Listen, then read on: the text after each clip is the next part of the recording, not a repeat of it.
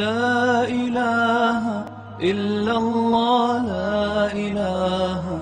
الا اللہ۔ شخصی آزادی کے حوالے سے بات ہو رہی ہے اور اس کو خطبہ حجۃ الوداع کے تناظر میں ہم کیسے دیکھتے ہیں؟ اچھا، اس کے ساتھ ساتھ پیرالل یہ گفتگو بھی رہے کہ انسانی حقوق کے تحفظ کے تناظر میں وسعت کو میں خطبہ حجۃ الوداع میں کیسے دیکھتا ہوں؟ دیکھیں، ہماری شریعت یعنی جب سرکار صلی اللہ علیہ وسلم نے اعلان نبوت فرمایا اور تھیوری صحابہ کے سامنے پیش فرمائی، اس نے دو کام کیے۔ کچھ آزادیوں کو سلب کر لیا اور کچھ قیودات کو کھول کر انہیں آزادی کی طرف لے آئے۔ جو غلط رسومات، غلط عقائد تھے جن میں اصلاح کی کوئی گنجائش نہیں تھی، نبی کریم صلی اللہ علیہ وسلم نے اس پہ مکمل طور پہ پابندی لگا دی۔ اس میں اگر کوئی کہے کہ یار زندگی مقید کر دی تو یہ اس کی عقل اور سوچ اور فکر کا قصور ہے، شریعت کا نہیں ہے۔ ٹھیک ہے۔ دوسرا، ہم نے دیکھا کہ جن میں اصلاح کی گنجائش تھی، نبی کریم صلی اللہ علیہ وسلم نے اس کو ختم نہیں فرمایا، اس میں اصلاح پیدا فرما دی۔ تیسری چیز یہ تھی کہ جو شرعی اصول سے ٹکراتے تھے لیکن لوگوں کے درمیان بہت زیادہ رائج ہو چکی تھیں اور ان کے ختم کرنے میں، عادت کو چھڑوانے میں حرج والی صورت پیدا ہوتی، لوگ آزمائش میں پڑ جاتے، اور قائم رکھنے میں کوئی اتنا بڑا مسئلہ بھی نہیں تھا، سرکار نے اس کو قائم رکھا۔ جیسے بیع سلم، بیع استثناء، 1 مہینے کے کریڈٹ پہ، یعنی آپ یہ وعدہ کر لیں بھی کیش میں آپ کو دیتا ہوں، مال جو ہے 1 مہینے کے بعد آئے گا، جیسے ایکسپورٹ ہوتا ہے آپ کا، بالکل صحیح، تو امپورٹ ہوتا ہے، سوری، تو اس میں ایسا، تو سرکار نے اس کو قائم رکھا۔ حالانکہ شرعی اصول کے مطابق جائز نہیں ہے کہ مال آپ کے پاس موجود ہی نہیں، آپ کے قبضے میں نہیں اور آپ بیچ رہے ہیں، لیکن نبی کریم نے اجازت دی۔ یہ مزاج شرع، دیکھیں اس بات کو سمجھنا چاہیے ہمارے بہنوں کو، ہمارے مسلمانوں کو، کہ جس میں کوئی گنجائش نہیں تھی ختم کر دیا، جس میں اصلاح کی گنجائش تھی اصلاح پیدا فرمائی، اور جہاں پر کوئی چیز بنیادی اصول سے ٹکرا رہی ہے لیکن لوگ حرج میں مبتلا ہو رہے ہیں تو نبی کریم نے اس میں رعایت کا پہلو نکالا۔ اسی طریقے سے اب آپ اس دور کے اندر آ جائیں کہ جو ہمارے شرعی معاملات ہیں، جب ہم شرعی مسائل کو پیش کرتے ہیں، ایک تو پیش کرنے والوں کی بہت بڑی غلطی ہوتی ہے، بڑی معذرت کے ساتھ،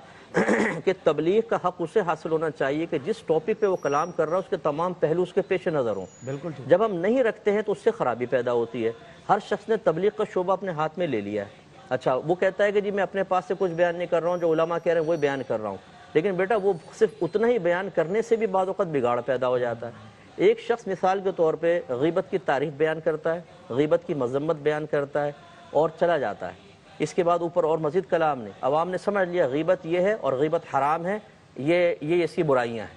لیکن اس نے غیبت کی جوازی صورت بیان نہیں کی جو خود نبی کریم نے 12 مقام پر بیان فرمائی، فقہاء نے لکھی ہیں۔ اب وہ آ کے ایک عالم دین کو دیکھتا ہے کہ وہ کسی کے ساتھ 2 عالم بات کر رہے تھے اور وہ جوازی طور پر ادھر غیبت کر رہے تھے، وہ بیٹھ کے دیکھے، سنے گا ایک آدمی جو اس کے سامنے بیٹھا تھا، حضرت کے سامنے، لیکن یار دیکھو علماء غیبت کر رہے ہیں، اس سے تو وہی غیر عالم اچھا ہے، عام فہم آدمی، اور آج کل تو یہ ہو گیا۔ بالکل صحیح۔ اچھا، اسی طریقے سے دین کو اتنا سخت کر کے پیش کرنا، اور شاید ان کے پیش نظر، کسی کے پیش نظر ایسا ہوتا ہے کہ سامنے بیٹھی ہوئی عوام یا آپ کے صرف ملک، یہ نہیں، جب آپ انٹرنیشنل لیول پہ کام کر رہے ہیں، آپ کا کلام باہر کے ملک والے لوگ بھی سن رہے ہیں، تو پھر آپ کو دونوں کی رعایت کر کے کلام کرنا پڑے گا۔ اگر میں یہاں پر کہوں کہ عورتوں کو برقع پہننا واجب ہے، نقاب واجب ہے، کھولیں گی تو یہ ہوگا فلاں فلاں، ٹھیک ہے، یہاں کے حساب سے صحیح ہے، لیکن اس کے ساتھ ساتھ مجھے یہ بھی کہہ دینا چاہیے کہ اگر کوئی باہر کے ملک میں ہماری بہن ہے کہ جو برقع وہاں نہیں پہن سکتی، جو اگر اسکارف بھی اوڑھ کر آئے، نقاب تو دور کی بات، تو اس پہ اٹیک ہو جائے گا، اس کے لیے یہ شرعی رعایت ہیں۔ میں آپ کو جو بات سمجھنا چاہ رہا ہوں وہ یہ ہے کہ لوگ یہ سمجھتے ہیں دین ہمیں پابندیوں میں مقید جکڑ رہا ہے، لیکن اصل میں وہ جکڑ نہیں رہا ہوتا۔ ہمارے مذہب نے تو بڑی پیاری آزادیاں، بڑی پیاری پابندیوں کو اٹھایا ہے،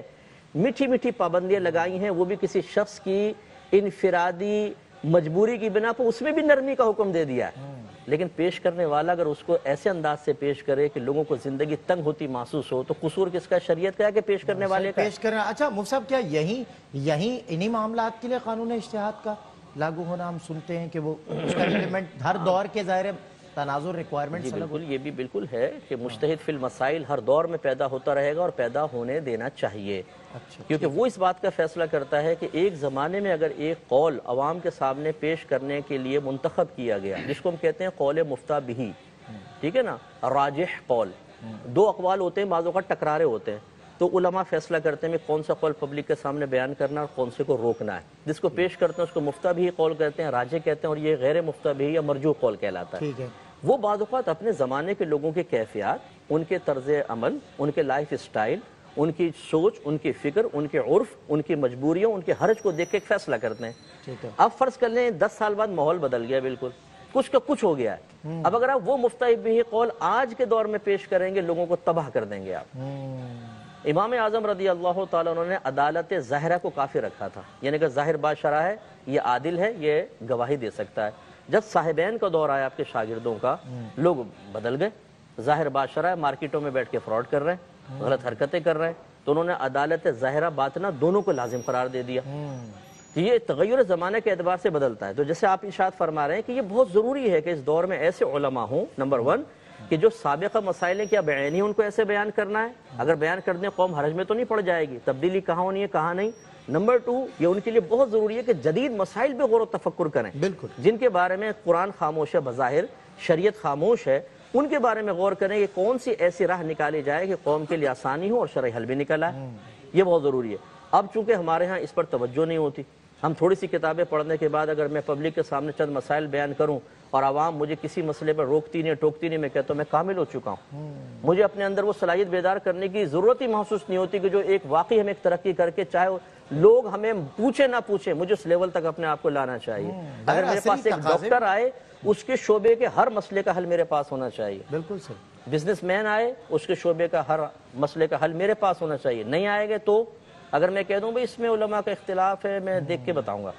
اچھا آپ کل آ جائیے گا، پھر میں دیکھتا ہوں، نہ وہ کل آئی نہ اختلاف اٹھا، اس کا مطلب آپ نے عوام کو کہا بیٹا جو کر رہا ہے کر لو، پھر کیا ہوگا؟ آزاد چھوڑ رہے ہیں، اس سے لوگوں کو جو غیر ضروری آزادی حاصل ہوتی ہے، یا آپ غلط مسئلہ بتائیں یا مقید کر دیں، اس کو کامل بیان نہ کریں تو پابندی محسوس ہوتی ہے۔ اس لیے میں عرض کرتا ہوں کہ ہم علماء کی بہت بڑی ذمہ داری ہے، جس ٹاپک کو لیں اس کے مختلف پہلو پہ غور و تفکر کر کے پھر تغیر زمانہ کے اعتبار سے اس میں کوئی تبدیلی واقع کرنی ہے کہ نہیں کرنی، اس پہ غور کر کے پھر سپرد عوام کریں۔ انشاءاللہ لوگ بالکل، اتنا پیارا ہمارا مذہب ہے کہ کوئی پابندی محسوس نہیں کرے گا، انہیں ایسا لگے گا دین پہ چلنا بہت آسان ہے انشاءاللہ، اور وہ چلیں گے۔